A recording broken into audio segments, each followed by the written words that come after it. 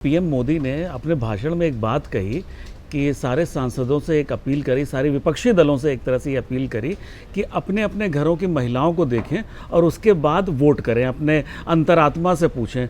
तो उस वक्तव्य को विपक्षी दलों ने कुछ ज़्यादा सीरियसली ले लिया और जब उन्होंने अपने परिवारों को देखा, उनका तो हमारे परिवार की तो सारी महिलाएं संसद में बैठी ही हैं, सब मंत्री और मुख्यमंत्री सब बन चुकी हैं। सचमुच अंतरात्मा की आवाज़ सुनी, उन्होंने एक्चुअल अंतरात्मा की आवाज़ सुनी। और मतलब कि उन पार्टियों में, दलों में हालत ये है कि अगर उनके परिवार की कोई महिला अगर इच्छा जाहिर कर दे तो वो संसद में बैठी होगी। ऐसी हिंदुस्तान की राजनीति की ये हालत है, ऐसी व्यवस्था है। तो उन्होंने अपनी अंतरात्मा की आवाज़ सुनी और बिल के विरोध में वोट दे दिया। अच्छा, अब इसके बाद एक जो चीज़ आती है वो ये आती है कि आखिर जो राकेश जी ने भी कहा, ऐसा क्या था कि जो मैनेजमेंट में जो पार्टी सबसे स्ट्रांग है वो क्यों नहीं मैनेज कर पाई।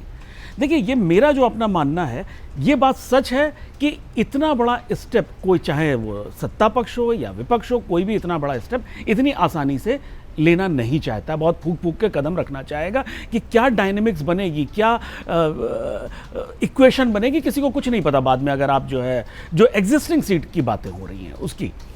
लेकिन एक चीज़ जो चुनाव से पहले, अभी वेस्ट बंगाल का चुनाव बहुत क्रिटिकल है बीजेपी के लिए, वो उनके लिए, अच्छा दोनों पार्टियों के लिए, ऐसा नहीं, ममता बनर्जी के लिए भी और बीजेपी दोनों के लिए जो है वो एकदम प्रतिष्ठा का प्रश्न, मूंछों का सवाल बना हुआ।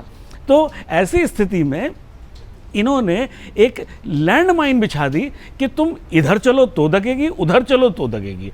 क्या करें, एक तरफ कुआं एक तरफ खाई इन्होंने विपक्षी दलों के लिए, स्पेशली कांग्रेस के लिए इन्होंने खड़ी कर दी, इन्होंने टीएमसी के लिए खड़ी कर दी।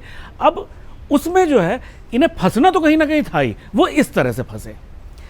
अगर डिलिमिटेशन की बात करी जाए प्रतीक्षा जी, मुझे तो नहीं लगता, क्योंकि आज की जो हालत है हर दलों में लोग, भाई जब तक नई सीटें नहीं बनेंगी, नए लोग क्या सिर्फ दरी और कुर्सी बिछाने के लिए ही हैं। भाई उनको भी तो, जो 20-20 साल से संघर्ष कर रहा है, ग्राउंड लेवल पे काम कर रहा है, उसको भी तो जो है सत्ता में आने का मौका चाहिए, उसको भी तो लोकसभा और विधानसभा में बैठने का मौका चाहिए।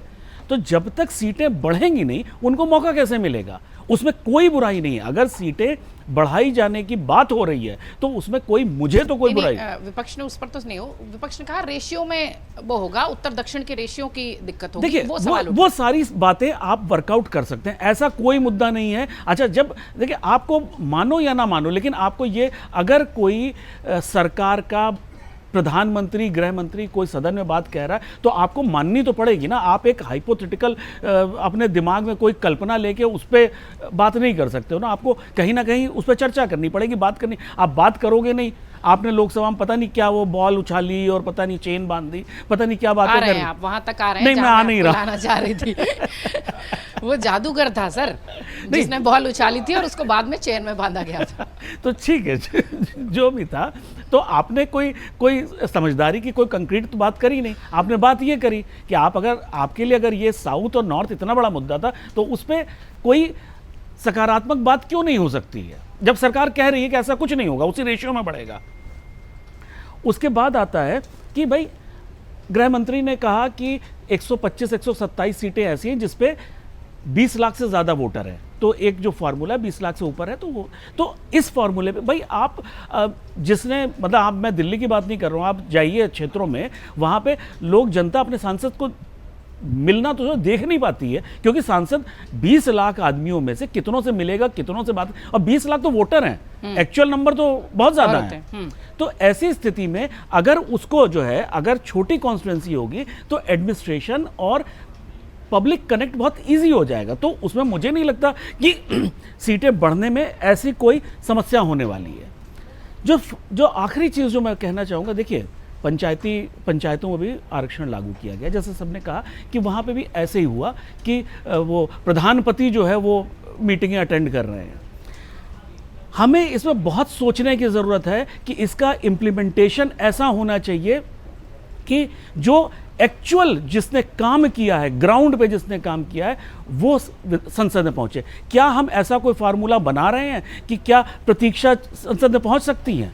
क्या मेरे परिवार की कोई महिला संसद में पहुंच सकती? नहीं, पहुंचेंगे वही जो ऑलरेडी जिनके परिवार के लोग वहां बैठे हैं। गुंजन जी ने शुरुआत में कहा। तो ऐसा आप बिल लाके क्या कर रहे हैं? मतलब जब जिस पति नहीं या पिता नहीं या भाई नहीं एक्चुअल जो है चलाना है, तो आप फिर ऐसे इसीलिए व्यवस्था, अंतरात्मा की आवाज सुन ले रहे हैं। इसीलिए अंतरात्मा की आवाज सुन ली। अगर आप ये वीडियो YouTube पर देख रहे हैं तो हमारे चैनल को सब्सक्राइब कर बेल आइकन दबाएं और Facebook पर देख रहे हैं तो हमारे पेज को लाइक करें।